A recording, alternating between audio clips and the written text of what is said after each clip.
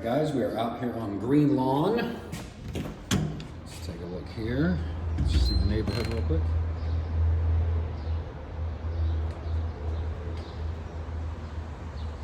You can hear, I think, in the background, 35 is right that way. Route 35, so it's the main cut through Dayton, all the way from Xenia out to West Dayton.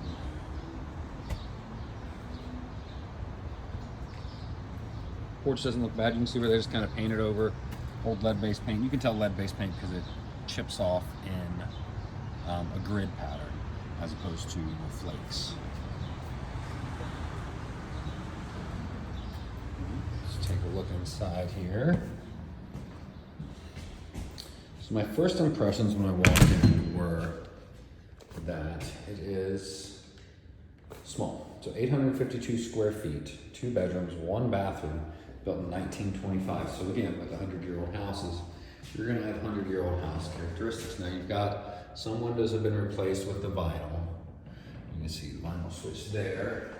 And then they left some of the originals, like these side hinged windows, which is cool because it does keep a little bit of the aesthetic with the leaded glass. Fireplace here. Didn't have any comments about it. Looks just decorative.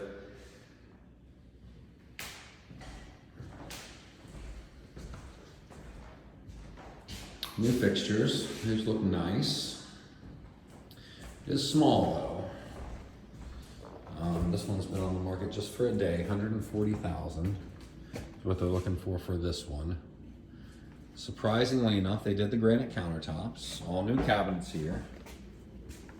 And then this space originally, I think, was a porch, and then it was finished off once upon a time.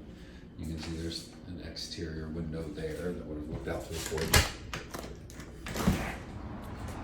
There's your backyard space. They didn't give us access to the garage there, but it's a garage with access from the alley. Older air conditioner. Small.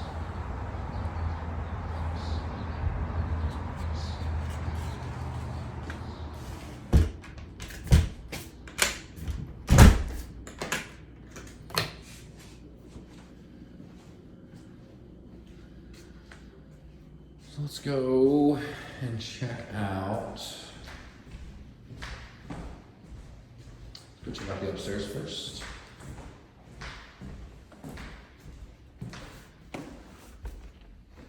These stairs not quite as bad as the ones over on Bolton.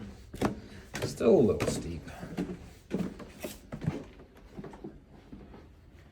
It's very compact. Again, with the build style of the house, you couldn't really see the roof. And you can see where they just kind of left the old paneling and painted over it.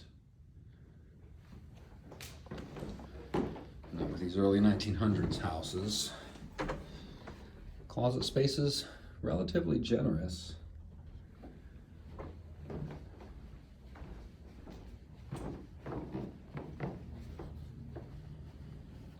These are old plaster walls. You can see a little bit of the cracking down there by what used to be an outlet and they closed off.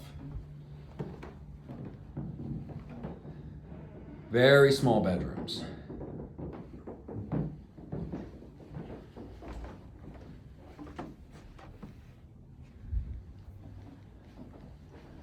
You can see here, you got some work that's been done on the ceiling.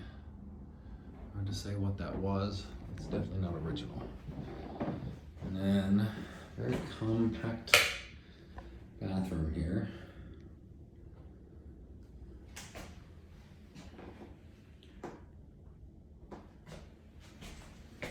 Now, let's go down, see if we can find any issues in the basement. And again, we had a good amount of rain last night into this morning.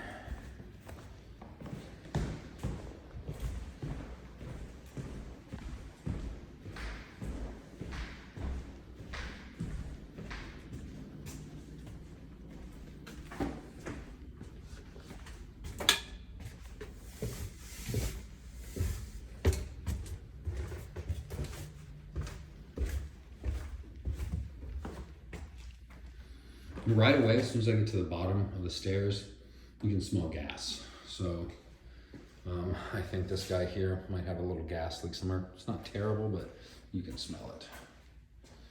You can see the water coming into the basement. You can see old water stains. So you do have a wet basement. Furnace is fine. It's an Amana. It's a little bit older, probably early 2000s. It is a high efficiency. You can tell the high efficiencies by the PVC pipe here as opposed to like a steel flue. They went with an electric water heater, which is fine. And then you can see more water. This water is interesting because even though you have a little bit there by the wall, this appears to be coming up from underneath the slab through the cracks. Breaker box is fine. Your electric lines have been updated. And again, I don't see any obvious signs of any termite damage, but a termite inspector would tell you more. You can see where they've insulated here, where it's separated a little bit from the foundation walls. And they got the glass block windows, and they stuffed insulation in there to try to get rid of a draft. Looks like these glass block windows were put in by an amateur. Normally, these holes will be cut out perfectly. Looks like this was done maybe by a homeowner. So,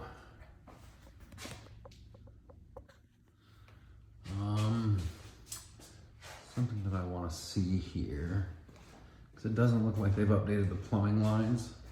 So I want to see what we're running. There's copper going in there.